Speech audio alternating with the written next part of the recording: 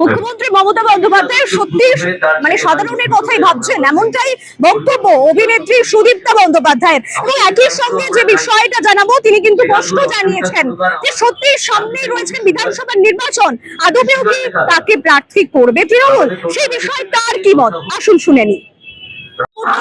বিরোধীরা বলছেন শুধু ভোটের জন্য মুখ্যমন্ত্রী রাজপথে, কি বলবেন? বিরোধীরা অনেক কিছু বলে, বিরোধীদের নিয়ে আমরা খুব একটা চিন্তিত নই।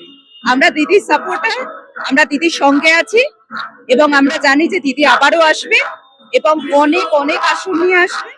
এবং দিদির সঙ্গে থাকার একটাই কারণ, সেটা হচ্ছে যে আমরা সবাই যদি জোটবদ্ধ হয়ে এইভাবে, যেভাবে ধর্ণা চলছে, আজকে ধর্ণা চতুর্থ দিন এবং আগামী দিনেও দেখতে পাবে যে দিদির বার্তা তোমরা এই 3 দিন ধরে ডেফিনেটলি সব শুনেছো, সবাই শুনেছে, সমস্ত রাজ্য শুনেছে। নতুন করে আর বলার কিছু নেই, আমরা দিদির সঙ্গে আছি, আমরা দিদির পাশে। লক্ষ্মীর ভান্ডার মহিলাদের কথা চিন্তা করে নয়, এটা শুধু ভোটের জন্য, কি বলবেন? লক্ষ্মীর ভান্ডার কত মেয়েদের কিছু কেনার মতন যে সামর্থ্য, সংসার চালানোর যে সামর্থ্য, এটা করে দিয়েছে লক্ষ্মীর ভান্ডার। শুধু লক্ষ্মীর ভান্ডার কেন, কত প্রকল্প দিদির রয়েছে, তুমি আলাদা করে আর কিছু বলার নেই। তবে দ্বিতীয় দিনেই তো দিদি ডিক্লেয়ার করেছেন যে যুবসাথী টাকা আজ থেকেই ঢুকছে এবং সেটাই ঢুকে গেছে।